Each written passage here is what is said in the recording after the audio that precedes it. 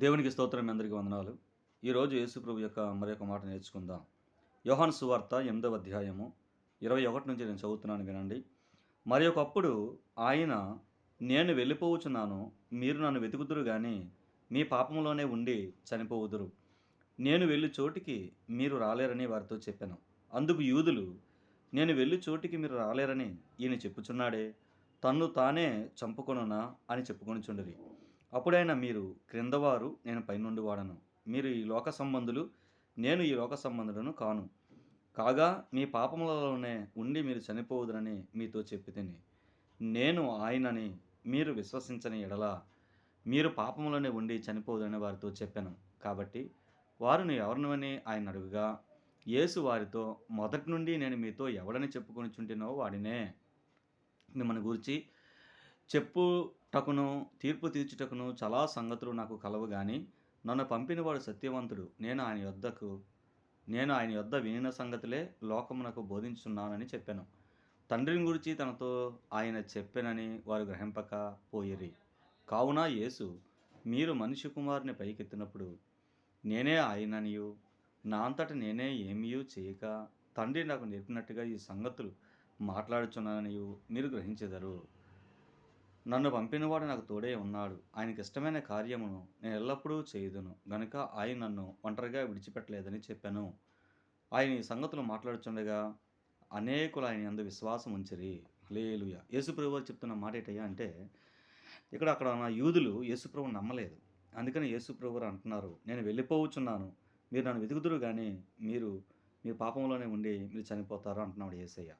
కనుక మీరు పాపంలోనే ఉండి చనిపోతారు అని యేసుప్రభు వారు చెప్తున్నారు. నేను పైనుండి వారిని, మీరు కిందుండివారు, కిందుండివారు పైనుండివాడు అని యేసుప్రభు చెప్తున్నారు. నేను వెళ్ళిపోతాను పైకి పరలోకానికి. మీరు నన్ను వెతుకుదురు గాని మీరు నన్ను తెలుసుకోలేరు. అందుకనే నేను ఉన్నప్పుడు నేను చేసే క్రియలు మీరు చూసి నమ్మలేదు. తండ్రి ఎవరిని పంపినో వాడిని నమ్మలేదు. కనుక యేసయ్యే దేవుడని, దేవుని కుమారుడిగా ఈ లోకానికి వచ్చాడని, దేవుడే తనను పంపాడని మీరు నమ్మలేదు కనుక మీరు పాపం నుండి చనిపోతారని యేసు ప్రభువారు యూదులకు చెప్తున్నారు. అందుకని యేసు ప్రభువారు చెప్పిన మాట ఏంటంటే, నేనే ఆయన అని మీరు నమ్మాలట. ఆయన అంటే ఈ క్రీస్తు, యేసే క్రీస్తు. అంటే దేవుడు అని నమ్మాలి. దేవుని కుమారుడిగా ఈ లోకానికి వచ్చాడని నమ్మాలి. యేసు ప్రభువారు మన పాపాలన్నీ కూడా ఆయన సిలువలో మోసుకొని చనిపోయి, పాతిపెట్టబడి, సమాధి చేయబడి, సజీవుడిగా తిరిగి లేచారని నమ్మాలి. ఈ నమ్మకాలు 3 విషయాలు కరెక్ట్‌గా నమ్మితే రక్షింపబడతారని దేవుడు చెప్తా ఉన్నాడు.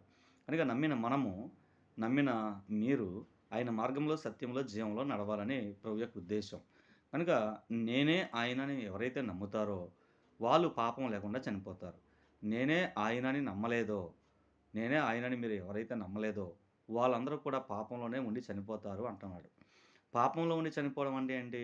అంటే పాపంలో పుట్టి, పాపంలో పెరిగి, పాపంలో చనిపోయే మనిషి పరలోకానికి వెళ్ళడు. పాతాళానికి వెళ్ళిపోతాడు. అంటే నరకానికి. నరకమున పురుగు చావదు, అగ్ని ఆరదు. భయంకరమైన అగ్ని గోళం అనమాట. అందులో ఆత్మలు కాలుతాయి. నేనే ఆయనని నమ్మాలంటున్నాడు యేసుప్రభు. అలా నమ్మితే పాపం లేకుండా చనిపోతారు. పాపం లేకుండా చనిపోయిన వాడు ఎక్కడికెళ్తాడు? పరలోకానికి వెళ్తాడు. కనుక మీరు యేసుప్రభు వారిని పాపము లేని వ్యక్తిగా మరి దేవుడు ఆయన నమ్మితే చేస్తాడట.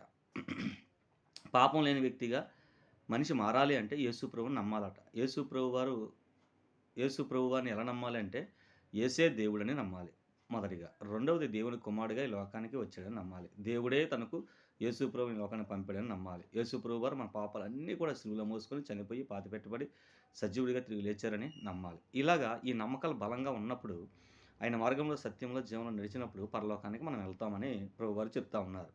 అందుకని ఇక్కడ, మీరు కిందుండి వారును, మీరు లోక సంబంధులు, నేను లోక సంబంధులను కాను అంటా ఉన్నాడు. కనుక దేవుడు యేసు ప్రభు వారిని పంపాడని మీరు నమ్మాలి. ఇక్కడ నేనే ఆయన అంటే ఎవరు? ఆయన తండ్రి అని ఇక్కడ క్లియర్‌గా రాయబడి ఉంది. 27వ వచనం. తండ్రిని గూర్చి తమతో ఆయన చెప్పినని వారు గ్రహింపకపోయిరి అంటా ఉన్నాడు 27వ వచనంలో. కనుక తండ్రిని గురించి తనతో చెప్పినని వారు గ్రహింపకపోయిరి అంటా ఉన్నాడు. కనుక తండ్రిని నేనే అని ఆయన గురించి చెప్పినని వారు గ్రహింపకపోయిరని క్లియర్‌గా వ్రాయబడి ఉంది. మనిషి కుమారుడు పైకెత్తబడినప్పుడు నేనే ఆయననియు, నా అంతట నేనే ఏమీయూ చేయక తండ్రి నాకు నేర్పినట్టుగా ఈ సంగతులు మాట్లాడుచున్నానని మీరు ఎరుగుదురు అని కింద ఇంకో రెండోసారి మాట్లాడుతున్నాడు. కనుక నేనే మనిషి కుమారుడు పైకెత్తినప్పుడు నేనే ఆయననియు అంటామన్నాడు. అంటే ఇక్కడ యేసు దేవుడని నమ్మాలి. రెండవది దేవుని కుమారుడని నమ్మాలి. మూడవది దేవుడు యేసుక్రీస్తుని పంపించారని నమ్మాలి. తర్వాత ఆయన మన కొరకు చనిపోయి పాతిపెట్టబడి సజీవుడిగా తిరిగి లేచారని నమ్మాలి. అలా నమ్మితే ఆయన ద్వారానే పరలోకానికి వెళ్ళిపోతాం. ఆయనలోనే నిత్యజీవం, ఆయనలోనే మారుమనసు, ఆయనలోనే మనశ్శాంతి, ఆయనలోనే పరలోకం పొందుకుంటామని దేవుడు సెలవిస్తూ ఉన్నాడు. అందుకని ఇక్కడ దేవుడు చెప్తున్న మాట ఏంటయ్యా అంటే, నేనే ఆయనని నమ్మాలి అంటా ఉన్నాడు. ఆయన అనే పదం ఎవరికి వాడతారంటే,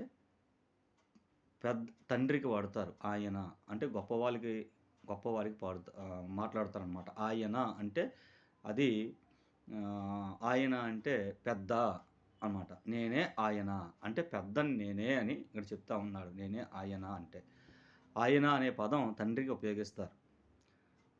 కనుక ఆయన అనే పదం తండ్రికి ఉపయోగిస్తారు కనుక నేనే ఆయన అని నమ్మాలి అని క్లియర్‌గా చెప్తా ఉన్నాడు యేసయ్య. రెండవదిగా యేసు ప్రభువారు చెప్తున్న మాట ఏంటంటే, తండ్రి నన్ను ఒంటరిగా విడిచిపెట్టలేదు. ఆయనకిష్టమైన కార్యం ఎల్లప్పుడూ చేయుచున్నాను గనక, నన్ను ఆయన ఒంటరిగా విడిచిపెట్టలేదు అంటా ఉన్నాడు.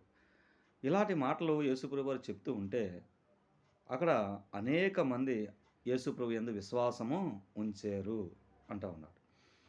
రాయబడి ఉంది 30 వచనంలో. కనుక యేసుప్రభు వారు గొప్ప దేవుడు, దేవుని కుమారుడిగా లోకానికొచ్చి తండ్రికి ఇష్టమైన కార్యం ఎల్లప్పుడూ చేయుచున్నాడు కనుక, ఆయన తండ్రి అనియు, కనుక ఆయన దేవుని కుమారుడనియు, అని మన కొరకు చనిపోయాడు, తిరిగి లేచారనియు మనమందరం నమ్మాలని ప్రభువారు ఈరోజు మాట్లాడుతా ఉన్నాడు.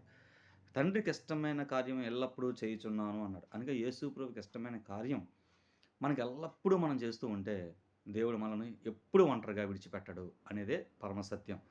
ఈ సత్యాలు తెలుసుకొని దేవునిలో బహుబలంగా మీరందరూ వాడబడాలని ప్రభు పేరిట మనవి చేస్తూ ఉన్నాను. దేవుడు ఈ మాటలను దీవించునుగాక. ఆమేన్. ఇక్కడ కొన్ని విషయాలు ఇంకా అనేక విషయాలు అనేక వీడియోల ద్వారా మీకు తెలియజెప్పడం జరుగుతుంది. నా phone number, PhonePe number, WhatsApp number 8179954558. ఈ పరిచర్యకు ప్రోత్సహించండి. దేవుడు మనల్ని దీవిస్తాడు. ప్లీజ్ సబ్స్క్రైబ్ చేయండి. మరి సబ్స్క్రైబ్ చేస్తే మరి లైవ్ ద్వారా అనేక మందికి వెళ్ళాలి ఈ యొక్క దేవుని యొక్క పరిచర్య అని ప్రార్థిస్తున్నాను. మీరు కూడా ప్రార్థించుకుందాం. స్తోత్రాలైనా దయగల దేవ, కృపగల తండ్రి వందనాలు. యేసు ప్రభు యొక్క మాటలు మేము వీడియో ద్వారా చెప్తుంటుండగా అనేక మంది హృదయాల్ని, మనసులని తెరవండి. నువ్వు దేవుడివని తెలుసుకునేట్టు సహాయం చేయండి. అందరిని రక్షించండి, అందరిని కాపాడండి, అందరిని దీవించండి. దేవా, చూస్తూ వింటూ ఉన్న ప్రతి ఒక్కరిని దీవించండి. అలాగే సబ్స్క్రైబ్ చేసిన వారిని, లైక్ చేసిన వారు అందరినీ ఆశీర్వదించండి. దేవా తండ్రి, ఈ మాటలనే విత్తనాలు ఎందరిలో పడిందో అందరి హృదయాల్లో ఫలింపు దయచేయండి. విత్తనాలు నూరంతలుగా ఫలించడానికి సహాయం చేయండి. అందరూ మన నేత్రాలు తెరవండి. నువ్వు దేవుడివని తెలుసుకునేట్టు సహాయం చేయండి. నువ్వు కుమారుడిగా లోకానికి వచ్చేవని తెలుసుకునేట్టు సహాయం చేయండి. దేవుని నిమిత్తం లేపాడని మేము నమ్ముతా ఉన్నాం. కనుక మా పాపాలన్నీ కూడా శిలువలో మోసుకున్నామని నమ్ముతున్నాం.